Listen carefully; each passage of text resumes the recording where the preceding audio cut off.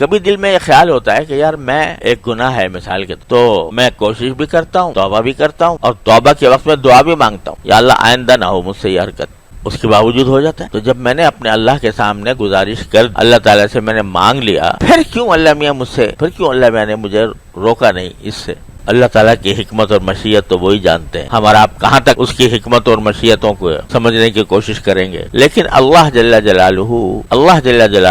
بندے کا گرنا پڑنا بھی ان کی مشیت میں ہوتا ہے بعض اوقات، سمجھے؟ گرنا پڑنا کیوں ہوتا ہے؟ تاکہ یہ مزید روئے، یہ مزید میری طرف متوجہ ہو، مزید مجھ سے توبہ مانگے، مزید مجھ سے معافی مانگے، اور میں پھر اس کو اپنی ستاری کا مورد بناؤں، اپنی غفاری کا مورد بناؤں۔ اس لیے بھی کرتے ہیں اللہ میں بعض اوقات۔ اس لیے دیکھو، ایک اللہ تعالیٰ معاف کرے، ایک چیز ہوتی ہے استدراج، اللہ تعالیٰ ہر مسلمان کو اس سے محفوظ۔ استدراج کیا ہے؟ کہ آدمی گناہ میں مبتلا ہے، گناہ میں کیا جا رہا ہے اور اللہ میں ڈھیل دے رہے ہیں، اچھا بھائی اور کر، تو اللہ بچائے جو غفلت کے ساتھ ہوتا ہے یہ استدراج ہے، بڑی خطرناک، اللہ تعالیٰ ڈھیل دے رہے ہوں گے۔ اس کی علامت یہ ہے استدراج کی کہ ایسے آدمی کے دل میں فکر ہوتی ہی نہیں، اس کو نہ ندامت ہوتی ہے نہ فکر ہوتی ہے کہ میں کیوں کر رہا ہوں، وہ تو سینہ تان کے کر رہا ہوتا ہے گناہ،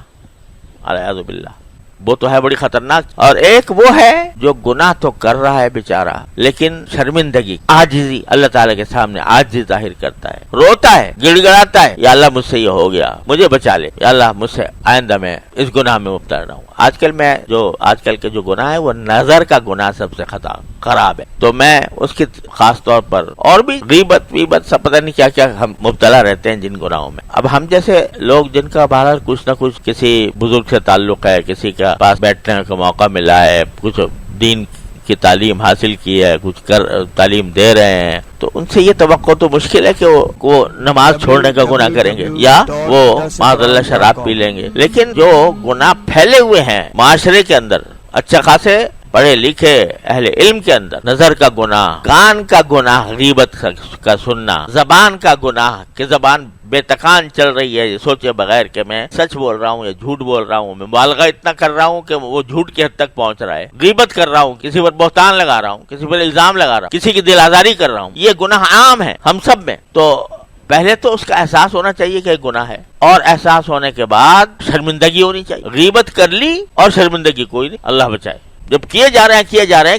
ہیں اور کوئی شرمندگی بھی نہیں، اس سے توبہ کرنے کا دھیان بھی نہیں، تو بھائی یہ خطرناک معاملہ ہے۔ لیکن اگر ہو گئی، مجلس میں بیٹھے تھے، وہاں پر کوئی کلمہ غیبت کا نکل گیا، بعد میں احساس ہوا کہ یا اللہ مجھ سے غلطی ہو، توبہ کر، اب توبہ کرنے کے بعد پھر عہد بھی کر لی، لیکن اسی وقت پھر مبتلا ہو گیا، بلکہ فکر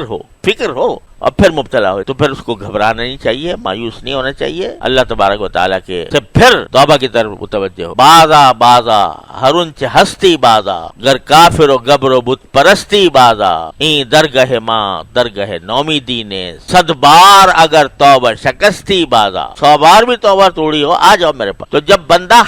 میں یہ نہیں کہہ رہا کہ بھائی یہ کوئی اچھی بات ہے کہ ایک مرتبہ توبہ کرے اور آدمی پھر اس کو توڑے، نہیں، کوشش تو پوری کرنی ہے، لیکن کسی وقت نفس سے مجبور ہو کر، شیطان کے دھوکے میں آ کر مبتلا ہو گیا تو پھر مایوس نہ ہو، پھر لوٹ جائے اسے۔ جب یہ عمل کرتا رہے گا تو کیا ہوگا؟ من تابا، تو کیا ہوگا؟ وہ عمل عملا صالح، پھر وہ عمل صالح کی طرف آ جائے گا۔ کیا مانا؟ کہ اس کے بیشتر اعمال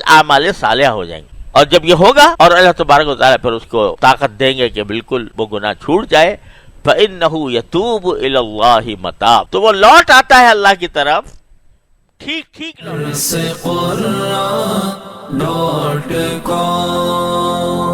www.darsequran.com